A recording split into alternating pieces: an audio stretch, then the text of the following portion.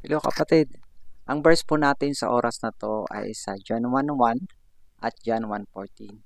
Sabi ng John chapter 1 verse 1, "In the beginning was the Word, and the Word was with God, and the Word was God."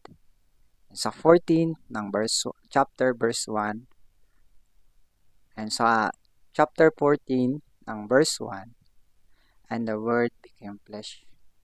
Sa simula pa lang, nandyan na ang salita ng Panginoon. At ang salita ng Panginoon, kasama niya ang Diyos. At ang salita niya ay Diyos. Kaya gusto nating malaman, sino ba yun si Jesus? Sino ba yun ang Diyos? Basahin po natin ang Bible. Ang Bible ay nagsasabing, it is the basic instruction before leaving earth.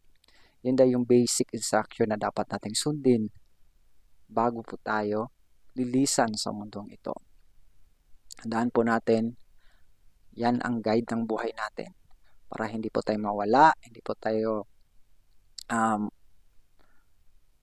po natin maranasan yung kaguluhan sa mundong ito.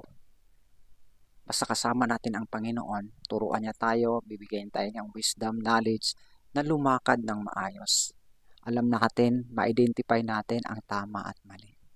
Ang Panginoon natin ay buhay, Diyos at makapangyarihan. Sahin po natin ang kanyang salita at i-apply po natin sa buhay natin para masunod natin ang kalooban ng Diyos at maranasan natin ang buhay na walang hanggan.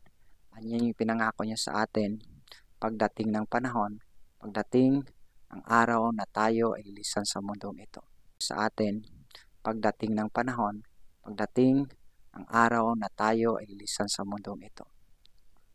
Kaya kapatid, sa simpleng Word of God na to, I hope and I pray na ikaw ay napagpala. Sa oras na to, ay ipag-pray kita as a short prayer. Father God, salamat Panginoon sa kapatid kong ito na nasa kabilang linya. Lord, I pray, O God, Lord, na lahat ng desire sa kanyang puso, lahat kanyang prayers, O God, ay ibigay mo, Panginoon. You are our answering God. You are Jehovah Jireh, our provider. Walang imposible sa iyo, Panginoon. Mga prayers na matagal na niyang hinihintay, matagal na niyang hinihingi, Panginoon, sagutin mo, O God, in perfect time, Panginoon. Salamat sa pagkakataon na maipanalangin ko ang kapatid kong ito, O God. Ipadama mo sa kanya ang banal na spirito na ikaw ay totoo at Diyos na buhay at makapangyarihan sa lahat. Salamat sa kasagutan sa kanyang mga prayers, O God.